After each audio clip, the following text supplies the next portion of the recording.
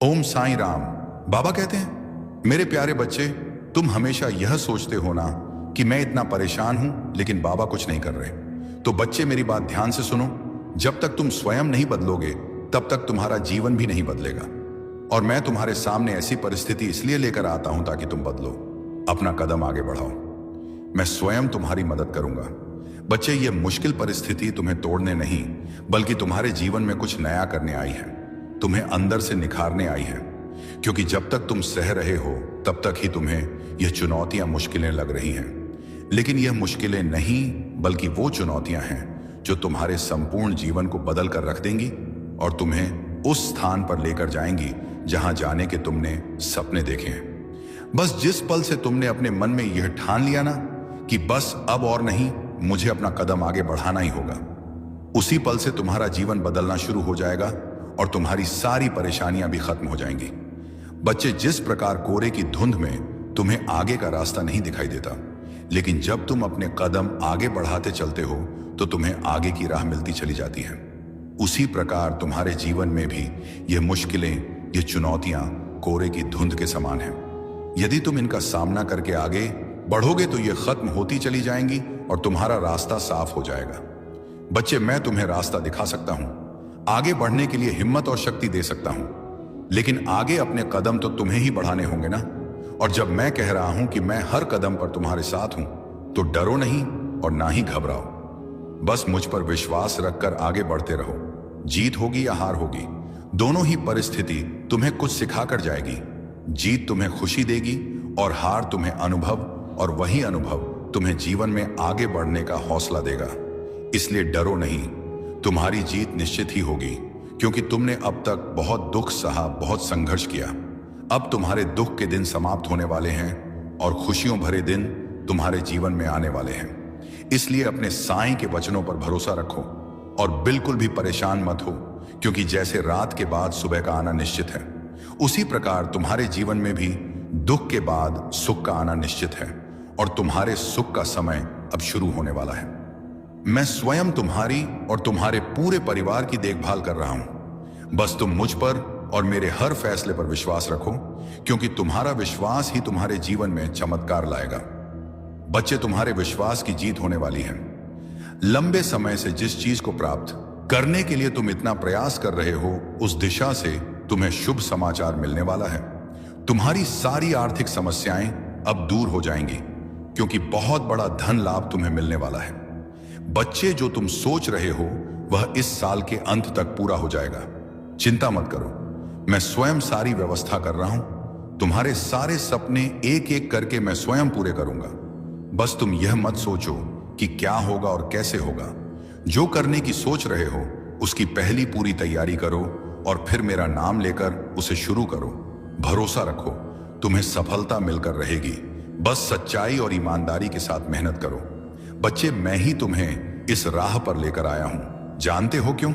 क्योंकि यही वह राह है जहां से तुम बहुत बड़े कामयाब इंसान बनने वाले हो। तुमने अपने जीवन में इतना दुख देखा है, इतना संघर्ष किया है, अभी भी कर रहे हो, लेकिन तुम्हें अभी तक वह सफलता हासिल नहीं हुई जिसके तुम असली हकदार हो। इसलिए मैं तुम्हें इस मार्ग पर लेकर आया हूं। बस तुम इसमें अपना पूरा ध्यान केंद्रित करो, फिर देखो तुम्हारा पूरा जीवन कैसे बदलता है। भरोसा रखो और अपना एक एक कदम आगे बढ़ाते रहो। खुशियां तुम्हारी ओर आकर्षित हो रही हैं। बहुत जल्द ही तुम्हें वह सब कुछ प्राप्त होने वाला है जो तुम चाहते हो। ढेर सारी खुशियां, अपार सफलता और सुखों का भंडार तुम्हारे जीवन में आने वाला है। बाबा कहते हैं, मेरे प्यारे बच्चे, तुम अपने भविष्य की चिंता करके परेशान क्यों हो रहे हो? जब तुम्हारे जीवन का लेखक, तुम्हारे मालिक तुम्हारे साथ हैं, तो तुम्हें चिंता करने की आवश्यकता नहीं है।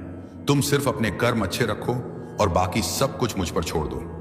मैं स्वयं सब संभाल लूंगा। बस तुम मेरे दिखाए मार्ग पर आगे बढ़ते रहो। तुम्हारे जीवन का सफर बहुत ही आसानी से सुखपूर्वक आगे बढ़ेगा, क्योंकि मैं तुम्हारे जीवन में इसीलिए आया हूं ताकि तुम्हें सही राह पर आगे बढ़ा सकूं और तुम्हारी परेशानियों को दूर करके तुम्हारे जीवन को खुशियों से भर सकूं। बच्चे, मैं तुम्हें तुम्हारे जीवन में बहुत आगे बढ़ाना चाहता हूं और उसके लिए मैं बहुत बड़ी योजना तैयार कर रहा हूं। बस तुम मेरे दिखाए मार्ग पर आगे बढ़ते रहो। बहुत जल्द तुम अपने जीवन में वह समय देखने वाले हो जब तुम्हारा बहुत बड़ा नाम होगा। चारों ओर तुम्हारी नेकी की चर्चा होगी। क्योंकि मैं तुम्हारा ऐसा समय लाने वाला हूं जिसे देखकर तुम स्वयं हैरान हो जाओगे। तुम्हारा पूरा जीवन बदल जाएगा। इसलिए तुम्हें अपनी भविष्य की चिंता करने की आवश्यकता नहीं है, क्योंकि तुम्हारा भविष्य बहुत ही सुखमय होने वाला है। बस जो कार्य तुम्हें मिला है उसमें अपना 100% दो। सच्चाई और ईमानदारी के साथ मेहनत करते रहो। कुछ ही समय में तुम अपने जीवन को स्वयं बदलता देखोगे। बच्चे, जैसा तुमने सोचा है वह धीरे धीरे तुम्हारे पास आने वाला है। बस तुम निराश मत हो, ना ही हार मानो, क्योंकि अब अगली चीज तुम्हारी ही होने वाली है। तुमने अब तक अपने जीवन में बहुत दुख सहा, बहुत इंतजार किया हर एक चीज का, लेकिन अब तुम्हारे इंतजार की घड़ी समाप्त होने वाली है। और जिस फैसले का तुम बहुत ही बेसब्री से इंतजार कर रहे हो, वह फैसला तुम्हारे पक्ष में अब आने वाला है। बच्चे, बहुत बड़ी खुशी तुम्हें मिलने वाली है। तैयार रहो। तुमने जो सोचा है ना, वह अब पूरा होने वाला है। अब तुम्हें चिंता करने की आवश्यकता नहीं है, क्योंकि मैंने तुम्हारी प्रार्थना स्वीकार कर ली है। इसीलिए अब खुशियां मनाने के लिए तैयार हो जाओ, क्योंकि तुम्हारे जीवन का सबसे अच्छा समय अब शुरू होने जा रहा है। इसलिए अपने मन से सारी नकारात्मकता को बाहर निकाल दो, और जो आशीर्वाद मैं तुम्हारे जीवन में भेज रहा हूं उसे खुशी खुशी स्वीकार करो। तुम्हारे जीवन में सब कुछ बेहतरीन होने वाला है।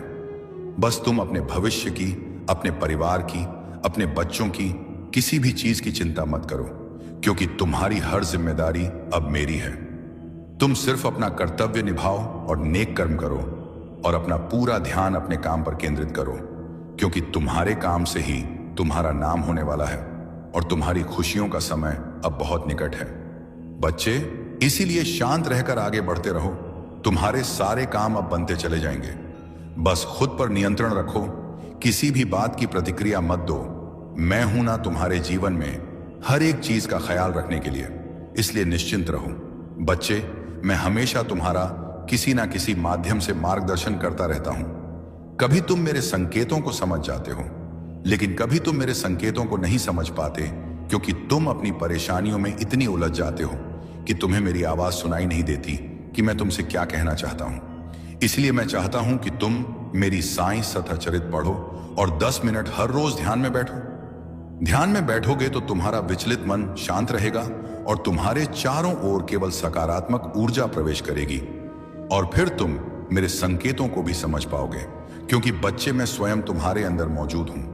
तुम मुझे यहां वहां नहीं, बल्कि अपने अंदर खोजो, क्योंकि जब तुम मुझे स्वयं में प्राप्त कर लोगे तो तुम्हें हर समस्या का हल स्वतः ही मिल जाएगा, और फिर तुम्हें कोई भी चिंता नहीं सताएगी। अपने जीवन से कोई शिकायत नहीं होगी, और तुम अपने साथ साथ अन्य लोगों के जीवन में भी बदलाव लाओगे। और मैं यही चाहता हूं कि मेरा हर बच्चा खुश रहे, नेक कर्म करे, श्रद्धा और सबूरी की राह पर चले। जानता हूं, बाबा कहते हैं, मेरे प्यारे बच्चे, तुम कहते हो ना कि बाबा, मैं अपने जीवन की परेशानियों से थक गया हूं, हार गया हूं, अब मुझसे नहीं होगा। लेकिन मैं कहता हूं कि भरोसा रखो, सब्र रखो, क्योंकि मैं जो भी कर रहा हूं तुम्हारी भलाई के लिए कर रहा हूं। मैं अपने बच्चों को हमेशा संभाल के रखता हूं। मैं तुम्हें हमेशा संभाल के रखता हूं, जो कि कभी कभी तुम समझ नहीं पाते हो और मुझ पर संदेह करने लगते हो। तुम्हें ऐसा लगता है कि कभी तुम्हें ऐसा लगता है कभी कभी कि मैं तुम्हारी पुकार नहीं सुन रहा हूं, मैं तुम्हारी पुकार नहीं सुन पा रहा हूं। लेकिन सच तो यही है कि तुम्हारा साई तुम्हारी हर प्रकार से, हर तरह से, हर ओर से मदद कर रहा है। इसलिए तुम्हें कभी भी चिंता करने की कोई जरूरत नहीं है। मैंने तुम्हारे लिए खुशियों के द्वार खोल रखा है, लेकिन इसके लिए प्रयास और मेहनत तुम्हें ही करना होगा। बच्चे, मैं जानता हूं, तुम बस अपनी यात्रा का आनंद लो और देखो कैसे मैं तुम्हारी मदद कर रहा हूं। तुम्हारा कोई बहुत बड़ा सपना पूरा होगा, जिसके पूरे होने की तुम कल्पना भी नहीं कर पा रहे थे। कुछ दिनों से तुम्हारे भीतर अनमोल खजाना छुपा है। तुम्हारा जीवन बहुत ही आनंदित हो जाएगा। तुम उन खुशियों को देख पाओगे जिनके बारे में तुमने कल्पना तक नहीं की होगी। मुझे तुम बहुत ही प्रिय हो। मैं तुम्हारे आशा और विश्वास को कभी व्यर्थ नहीं जाने दूंगा। बच्चे, जिस समय तुम्हारे मन में यह संदेह उत्पन्न होता है, न वह तुम्हारे परीक्षा का समय होता है। तुम्हारा वर्तमान और भविष्य दोनों ही प्रकाशमय होंगे। इतने समय से जो तुमने धैर्य रखा, अब उसे छोड़ रहे हो क्यों? बच्चे, ऐसा मत करो। मैं तुम्हारी हर परिस्थिति में तुम्हारे साथ हूं। इतने समय से जो तुमने धैर्य रखा, अब उसे छोड़ रहे हो क्यों? ऐसा क्यों कर रहे हो? बच्चे, ऐसा मत करो। मैं था नहीं, तुम्हारी हर परिस्थिति में तुम्हारे साथ हूं, बाबा कहते हैं। मेरे प्यारे बच्चे, अगर तुम्हें लगता है कि तुम्हारा दर्द बहुत गहरा है, तो याद रखना, मेरी रहमत उससे कहीं ज्यादा विशाल है। अगर तुम्हें यह यकीन नहीं है कि हालात बदल सकते हैं तो बच्चे तुम सोचो, जब मैंने अंधेरे के बाद सुबह बनाई है तो तुम्हारा रास्ता रोशन करना मेरे लिए कितना आसान होगा। तुम्हारी तकलीफें तुम्हें कमजोर नहीं कर रही हैं, बल्कि तुझे मजबूत बना रही हैं। जो तुम खो चुके हो ना, वो तुम्हें कुछ नया सिखाने के लिए था। बच्चे, जो तेरा छूट गया था वो तुझे बेहतर राह दिखाने के लिए था। मैंने तुम्हें कभी भी अकेला नहीं छोड़ा और ना कभी छोड़ूंगा। हर मुश्किल जो तुम्हें तोड़ रही थी ना, असल में वह तुम्हें निखार रही है। हर आंसू जो तुमने बहाया बच्चे, मैं उसे बेकार नहीं जाने दूंगा। हर वो दुआ जो तुम्हारी जुबान से निकली, उसे मैं स्वीकार करने के लिए तैयार हूं। अब फैसला तुम्हारा है।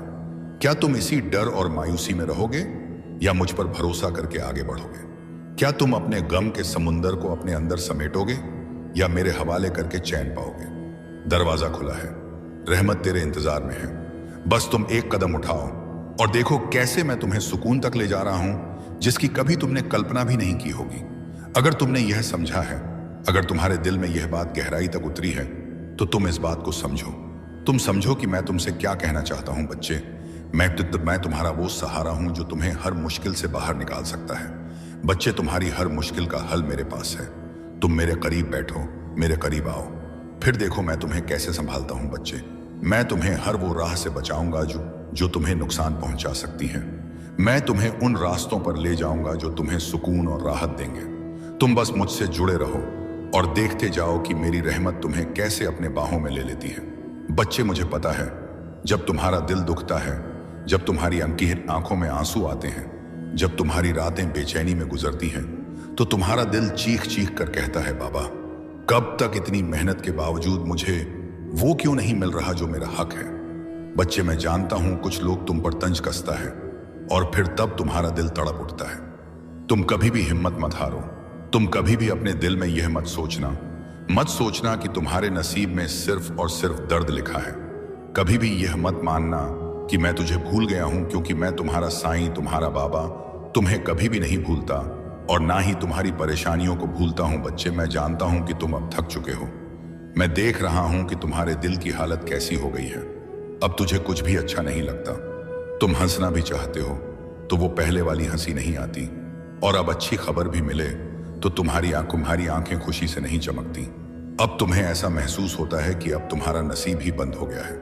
पर बच्चे, तुम सोचो, क्या तुम्हें लगता है कि तुम्हारे आंसू बेकार जा रहे हैं?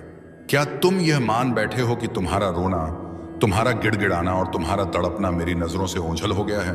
बच्चे, क्या तुम्हें सच में लगता है कि मैं तुम्हें ऐसे ही बेसहारा छोड़ दूंगा? नहीं मेरे बच्चे, तुम मुझे अपने हालात का सबसे बड़ा गवाह मानो, क्योंकि तुम जितना खुद को नहीं जानते उससे कहीं ज्यादा मैं तुम्हें जानता हूं। बच्चे, तुम्हें अब एक ऐसा मौका मिलने जा रहा है जिसे पाने के बाद तुम्हें किसी चीज की कोई कमी नहीं रहेगी। मेरे बच्चे, तुम इस मौके को खोने की गलती मत करना।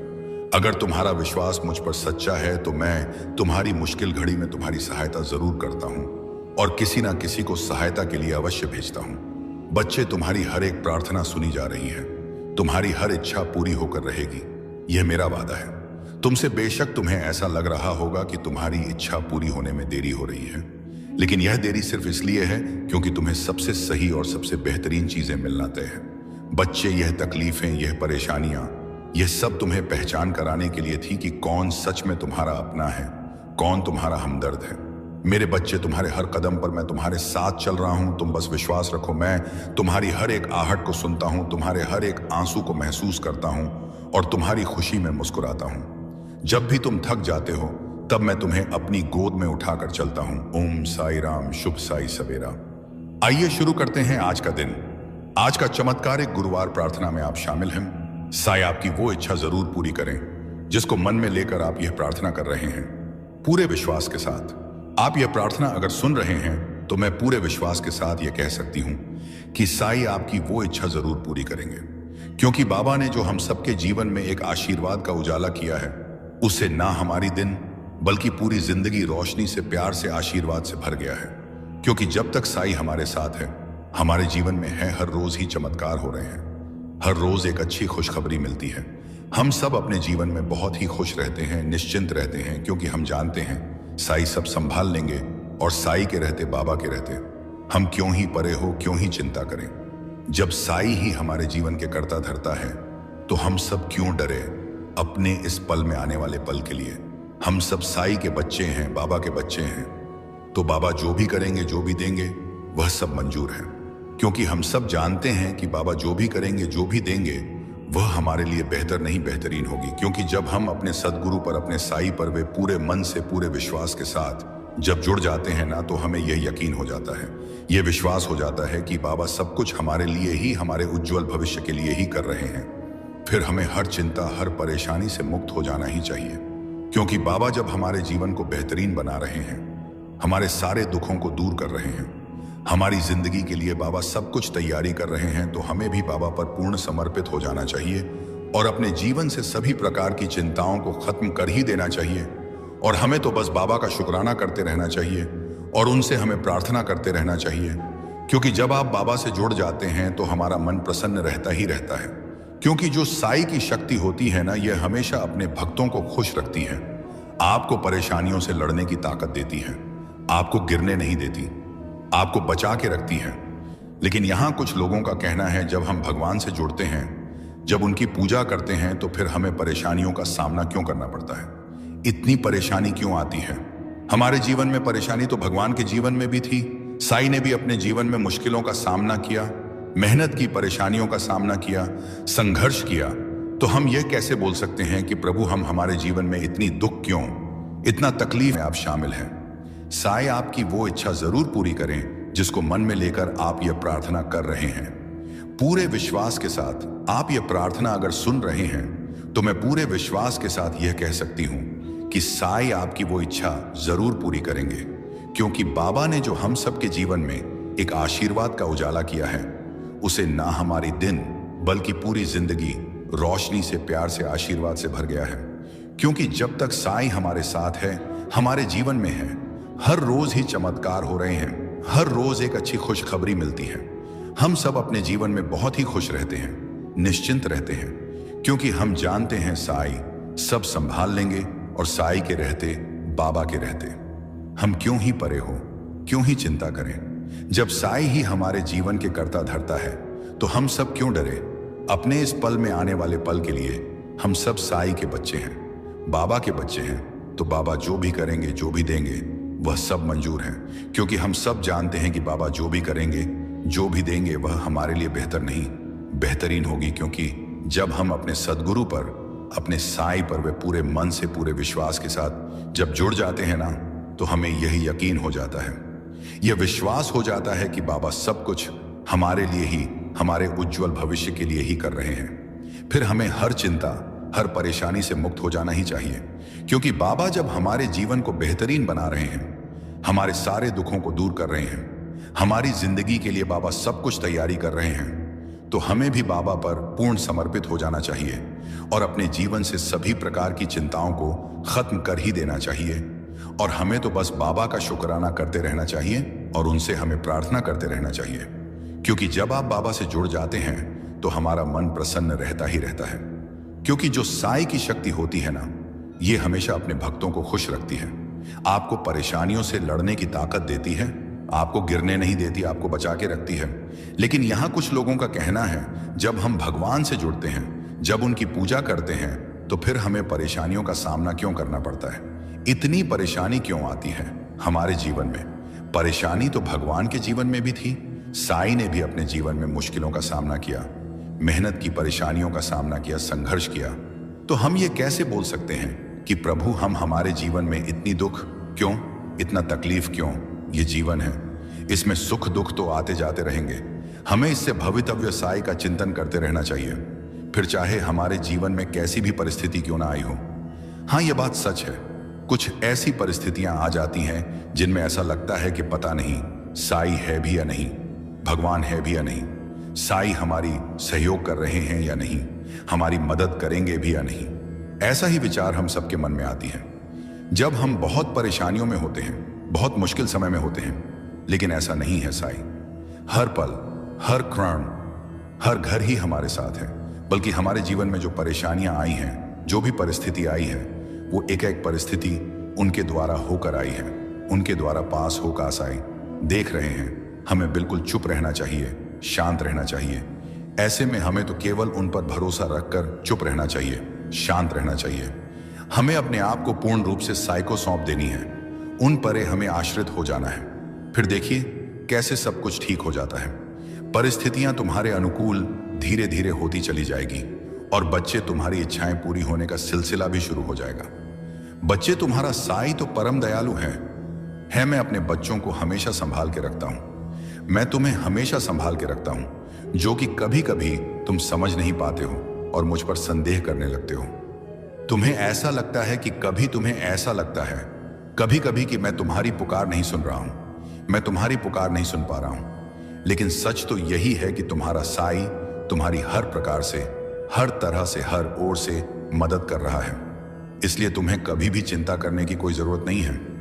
मैंने तुम्हारे लिए खुशियों के द्वार खोल रखा है, लेकिन इसके लिए प्रयास और मेहनत तुम्हें ही करना होगा। बच्चे, मैं जानता हूं तुमने बहुत सारे उपाय करके देखे हैं, लेकिन फिर भी कोई भी उपाय तुम्हारे काम नहीं आया, नहीं सफल हो पाया। तुम्हारा भाग्य तुम्हारा साथ नहीं दे रहा। तुम पूरी तरह से निराश हो चुके हो और शायद कहीं ना कहीं इसी निराशा की वजह से तुमसे जाने अनजाने कई सारी गलतियां हो रही हैं और तुम अपने लक्ष्य से भटक रहे हो। बच्चे, ऐसा क्यों कर रहे हो? यह जरा सा भी सही नहीं है। जब तुम अपनी इच्छाओं के प्रति कार्य करोगे और निरंतर प्रयत्नशील रहोगे, ना तो कोई भी तुम्हारा अच्छा समय आने से नहीं रोक सकता, क्योंकि तुम्हारे जीवन को अगर कोई बेहतर बना सकता है, ना तो वो तुम हो। बच्चे, अपने आप को इतना व्यस्त कर लो कि तुम्हें किसी भी ऐसे चीजों के लिए समय ना मिले जिस चीज से तुम्हारा मन दुखी होता है, तुम्हारा मन परेशान होता है। तुम ऐसे चीजों को भूल जाओ जो तुम्हें चोट पहुंचाती है, तुम्हें दर्द देती है। जिस बात से, जिस या से तुम्हें तकलीफ मिलती हो ना, तुम ऐसे चीजों को अपने मन से, अपने जीवन से निकाल दो। बच्चे, मैं तुमसे बहुत ही खुश हूं। तुम्हारे द्वारा किया गया हर एक नेक कर्म, मुझे पता है, जीवन की हर भार को मैं संभाल रहा हूं। तुम्हारी कामयाबी बहुत नजदीक है। तुम अपनी मंजिल के बहुत करीब हो। तुम्हारे जीवन में ढेर सारी खुशियां आने वाली हैं। तुम्हारी इच्छा पूरी होने वाली है। बच्चे, बहुत ही जल्द तुम्हारे जीवन में बदलाव आएगा और तुम्हारी इच्छा पूरी होगी और तुम अपने जीवन में कामयाब हो जाओगे। तुम अपनी बीमारी से डरो मत, मैं तुम्हारी रक्षा कर रहा हूं। तुम उदी सेवन करो, सब कुछ सही हो जाएगा। जो भी बीमारी चल रही है ना, वह मुझसे छुपा नहीं है। बच्चे, भले ही बीमारी तुम्हारे शरीर में प्रवेश कर चुकी है, लेकिन वह तुम्हारा कुछ भी नहीं बिगाड़ सकेगी। तुम पूर्ण स्वस्थ रहोगे, तुम्हें कोई भी परेशानी नहीं होगी, तुम्हें जरा सा भी तकलीफ नहीं होने दूंगा। उदी सेवन से तुम्हारा जीवन हर एक प्रकार से सुरक्षित रहेगा। तुम्हारा साई हमेशा तुम्हारे साथ रहेगा। तुमको हर प्रकार से, हर तरफ से आर्थिक और शारीरिक लाभ पहुंचाता रहूंगा। समय का चक्र अब घूमने वाला है। अब सब कुछ तुम्हारे पक्ष में आने वाला है। अब बस तुम अब देखते जाओ अपने साई की लीला। अब अपने बाबा की लीला देखना, सब तुम्हारे साथ होने वाला है। रोज रोज सबसे पूछते हो ना, मेरा काम हो पाएगा या नहीं, मैं कर पाऊंगा या नहीं। एक ही सवाल बार बार करते हो, एक ही अर्जी लगाए जा रहे हो। बच्चे, मैं बोलता नहीं तो क्या तुम मेरे संकेत भी नहीं समझ पा रहे? ऐसा नहीं है कि तुम्हें कुछ दे नहीं रहा हूं। बच्चे, तुम्हारे सब काम धीरे धीरे पूरे हो रहे हैं और तुम्हारे साथ तुमसे जुड़े लोग की भी कार्य पूरी हो रही है। यह तुम्हारी प्रार्थना और भक्ति है, जिससे अभी तक इतने संकट और परेशानियों को तुमने मुस्कुराते हुए पार कर लिया और आगे भी तुम सफल हो जाओगे। बाबा कहते हैं, मेरे प्यारे बच्चे, जब भी जीवन के रास्ते तुम्हें कठिन लगे, मन विचलित हो, तब तुम याद रखना, जो कुछ भी हो रहा है वह तुम्हारे भले के लिए हो रहा है। तुम्हें लगता है कि वक्त ने तुम्हारे साथ अन्याय किया है, पर बच्चे, ऐसा कुछ भी नहीं है। वक्त कभी भी तुम्हारे विरुद्ध नहीं होता, यह तुम्हें उसी ओर ले जाता है जहां तुम्हें होना चाहिए। तुम पूछते हो, बाबा हमें यह दुख क्यों मिला? बच्चे, यह जो दुख है ना, वह तुम्हारे भीतर गहराई लाने आया है। सुख केवल तुम्हें ऊपर से स्पर्श करता है, लेकिन दुख तुम्हारे मन की गहराइयों में उतरकर तुम्हें मजबूत बनाता है। तुम जिस भी परिस्थिति से गुजर रहे हो, वह तुम्हें भविष्य की सफलता के लिए तैयार कर रही है। जब लोग तुम्हें छोड़कर जाएं तो तुम निराश मत होना। यह उनका जाना नहीं है, यह तुम्हारा खुद के और करीब आना है। कभी कभी तुम्हारे जीवन से मैं कुछ लोगों को इसीलिए दूर करता हूं क्योंकि तुम्हें तुम्हारे यात्रा में और दूर जाना है। बच्चे, कभी कभी तुम्हें ऐसा क्यों लगता है कि तुम्हारी प्रार्थनाएं सुनी नहीं गई? ये याद रखना, मैंने तुम्हारी हर प्रार्थना सुनी है। हाँ, मैं जानता हूं कभी कभी इस वक्त जरूरत है कि सामने कोई मनुष्य तुम्हें समझाए, तब जाकर तुम्हारा मन अब शांत होगा, क्योंकि तुम बहुत परेशान हो, बहुत ज्यादा। ये मुझे पता है, और परेशानियों का कारण है भी, एक से बढ़कर एक कारण है। लेकिन तुमने जो सोचा है ना, तुम जो अपने परिवार के साथ बैठकर तुमने कहा था कि सब ठीक होगा, तो तुमने जिस दरबार का नाम लिया है ना, बस वो जो तुमने नाम ले लिया है ना, मान लो अब तुम घड़ी देख लो और आज की तिथि लिख लो। अब आज से सब बदलेगा, सब बढ़िया हो जाएगा। लेकिन हाँ, तुम ऐसे लोगों से सामने से मिलो, बातें करो जो सकारात्मक बातें करते हैं।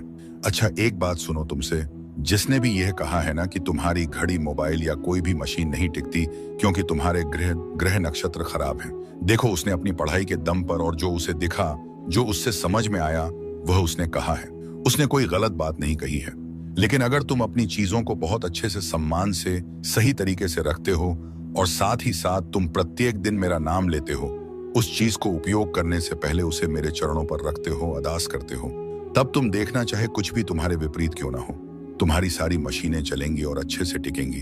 तुम्हारे घर पर तुम देख लेना, यह चीज भी होकर रहेगी। तुम जो सोच रहे हो कि रोज के रोज मैं फूल की सेवा लगवा लूं, कि रोज जो पूजा का फूल है वो कोई तुम्हें बगीचे से तोड़ जाए, पहुंचा जाए और कुछ तनख्वाह ले ले, तुम्हारा सोचना सही है।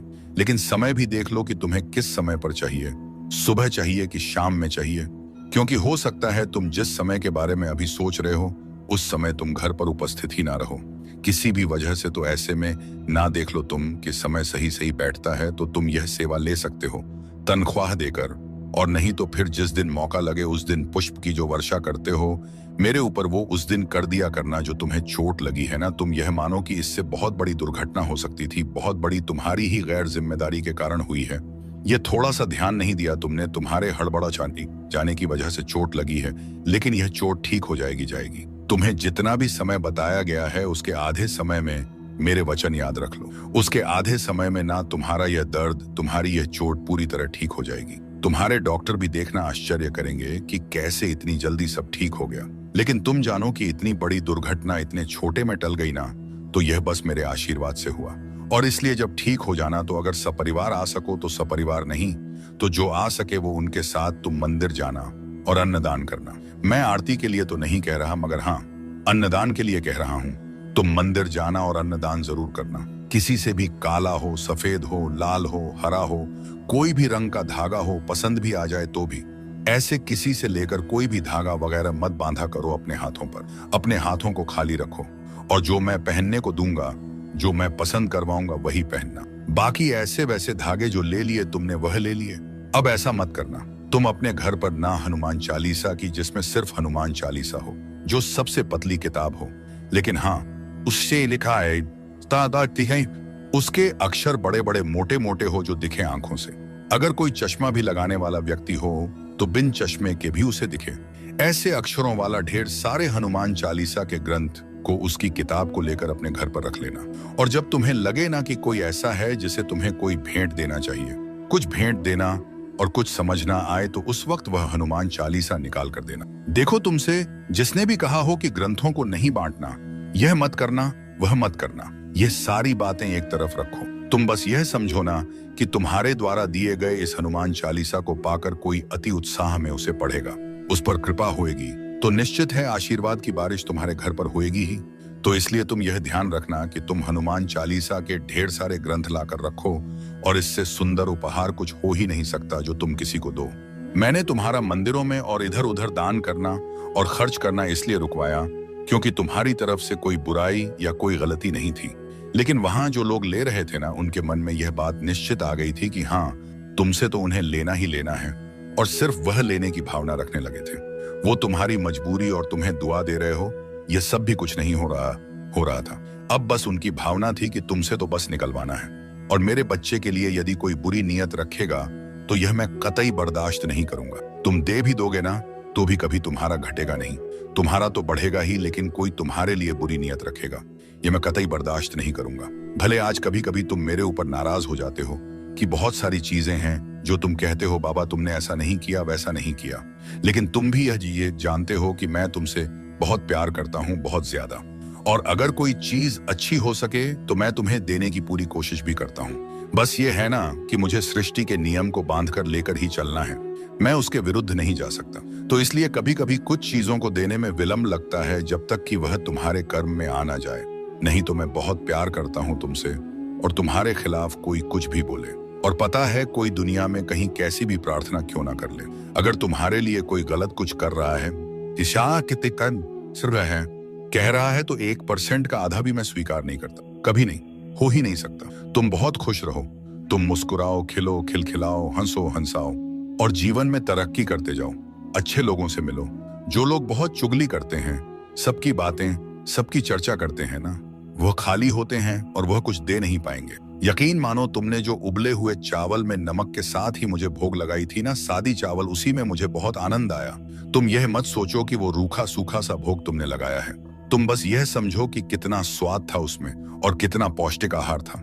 इसके बजाय अगर तुम बाहर से तेल मसाले वाले भोजन अपने बहुत मेहनत से कमाए हुए पैसों को खर्च करके लाते, तो ना तो इतना स्वाद आता, ना इतना पौष्टिक भोजन करने का मुझे मौका मिला होता। तो मैं बहुत खुश हूँ मैंने तुम्हें अपने मंदिर को सफेद लकड़ियों से बनवाने के पहले या सफेद में पेंट कराने से पहले चेतावनी दी थी, क्योंकि सफेद रंग होगा तो जरा सी भी धूल होएगी ना तो वह दिख जाएगा। मैंने तो यह बात कहा था, लेकिन तब तुम्हारी ही इच्छा थी कि नहीं, मुझे ऐसे ही रंग के, ऐसी ही नक्काशी वाली मंदिर चाहिए, तो फिर मैंने मना नहीं किया। लेकिन अब जब तुम अपने मन से लेकर आए हो तो तुम्हें इसे सफाई करना चाहिए और इसमें अफसोस नहीं करना चाहिए। कोई चीज अगर सुंदर से अच्छे से रखना है तो उसकी कीमत तो तुम्हें अदा करनी होगी ना, बस वही समझो। तो गंदगी को सफाई कर लो, पूछ लिया करो। इसी बहाने हर दिन साफ सफाई भी होती रहेगी। सुबह तुम्हें अपना काम भी जल्दी खत्म करना होता है और बहुत सारे काम होते हैं। ऐसे में एकदम भोर के वक्त अगर मंदिर पहुंच भी जाते हो ना, तो अपनी प्रसाद, अपनी थाली, अपना दिया लगाकर जल्दी वापस चल जाया करो, क्योंकि सुबह के समय तुम्हारी जहां जरूरत और आवश्यकता है वहां रहो। मंदिर तुम बाद में आराम से भी आ सकते हो जब तुम्हें समय अलग से मिले। आज जो यात्रा की शुरुआत हो रही है ना, वह बहुत अच्छे से पूरी होगी। उसका समापन भी बहुत शुभ तरीके से होगा। तुम चिंता मत करो। तुमसे ना यह कहा जा रहा है कि तुम उस विशेष दुकान में जाकर सामान लोगे तो तुम्हें कम पैसे में सामान मिल जाएगा। तुम्हें अधिक छूट मिलेगी। छूट के नाम पर ना तुमसे जरूरत से ज्यादा खरीदारी कर कराई जा रही है। ध्यान से देखो, गौर से देखो। जहां तुम्हारा काम 80 में हो सकता है, वहां 200 से RS5 रोज खर्च हो रहे हैं और इतने सामान की जरूरत, आवश्यकता भी नहीं है। तो अब ना वैसे छूट में मत पड़ो। वह छूट देने का तरीका नहीं है, बल्कि वह तुमसे ज्यादा खर्च करवाने का तरीका है। और मैं ये नहीं कह रहा कि सामने वाला गलत है, लेकिन तुम्हारे लिए उचित नहीं है, क्योंकि उतनी तुम्हारी जरूरत ही नहीं है।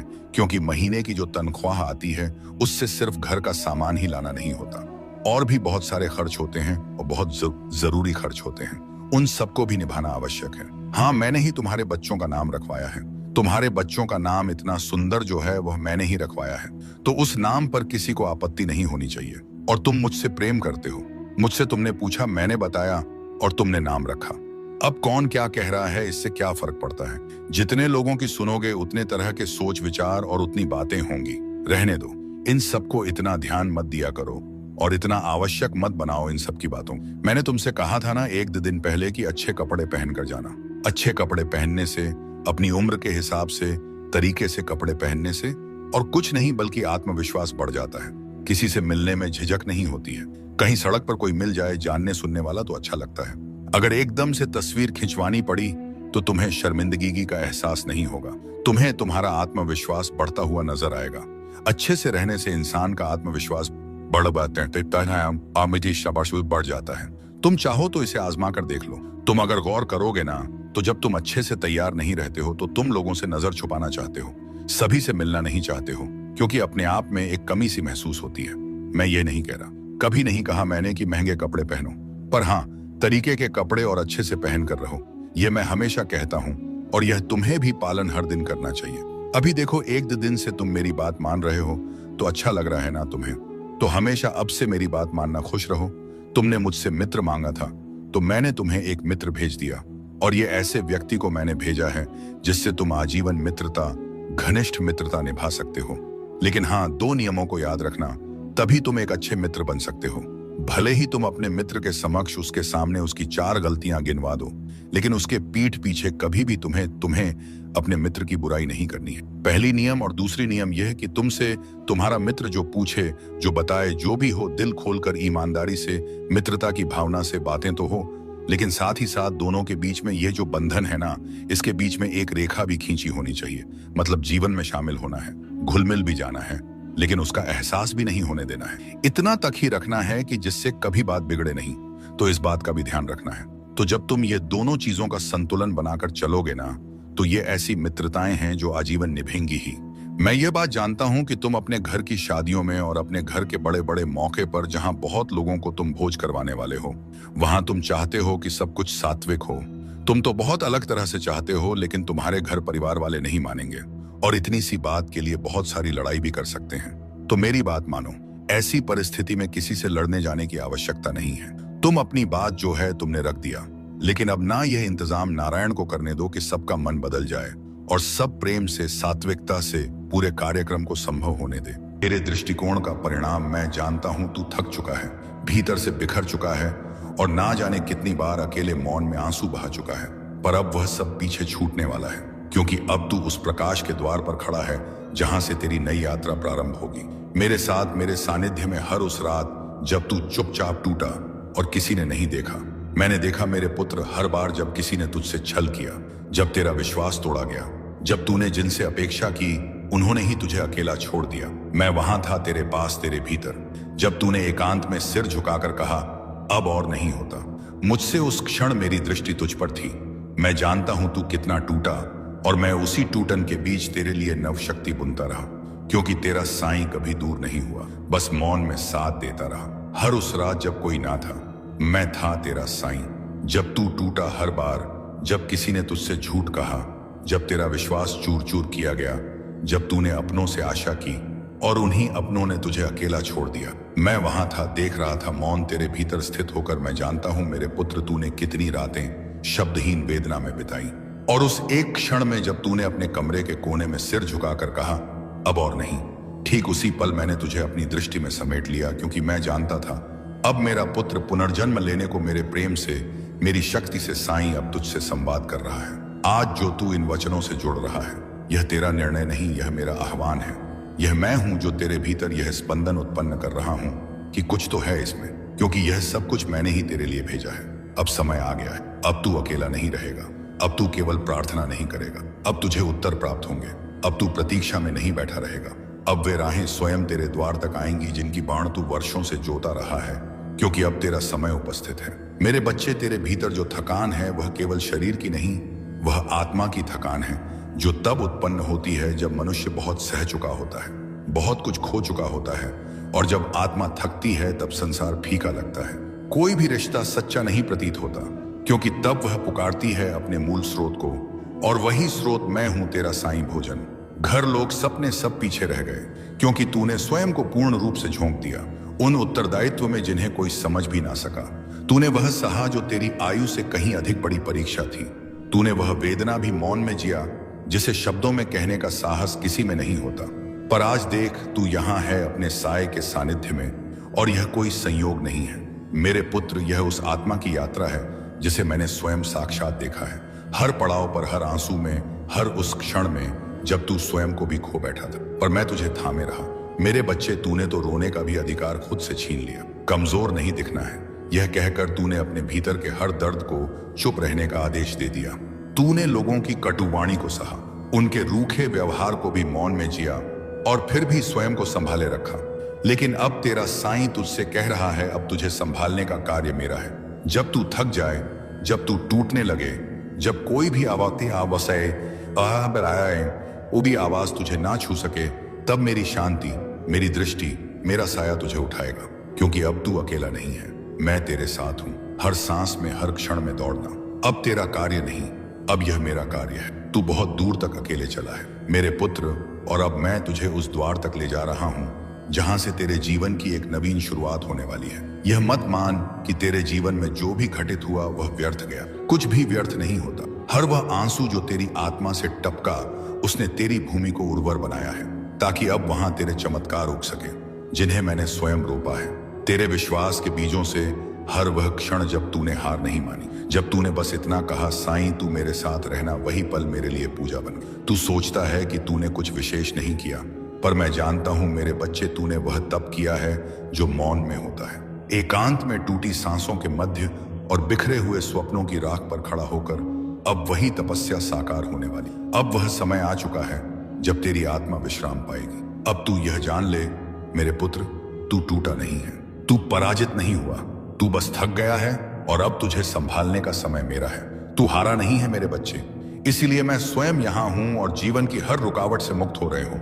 मेरे बच्चे, मैंने तुझे ही चुना है। शायद यह सवाल कई बार तेरे मन में आया होगा, आखिर मैं ही क्यों, करोड़ों में से तुझ पर ही मेरी दृष्टि क्यों पड़ी?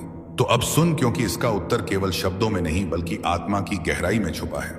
जब तू टूटा तब भी तू झुका नहीं, जब तू रोया तब भी तेरे आंसुओं में एक मौन प्रार्थना थी जो हर बार मेरे हृदय तक सीधी पहुंचती रही। तू दूसरों की तरह बस दिखने वाला एक चेहरा नहीं है, तू वह दीपक है जो अंधेरे में भी खुद को बुझने नहीं देता। तेरे अंदर वह मासूमियत है जो अब दुर्लभ हो चुकी है, वो सच्चाई है जो दिखावे से परे है और वो गहराई है जिसमें मेरा अंश प्रतिबिंबित होता है। मैंने तुझे इसलिए नहीं चुना क्योंकि तू सबसे परिपूर्ण है, बल्कि इसलिए चुना क्योंकि तूने अपनी अपूर्णताओं में भी मुझ पर विश्वास बनाए रखा।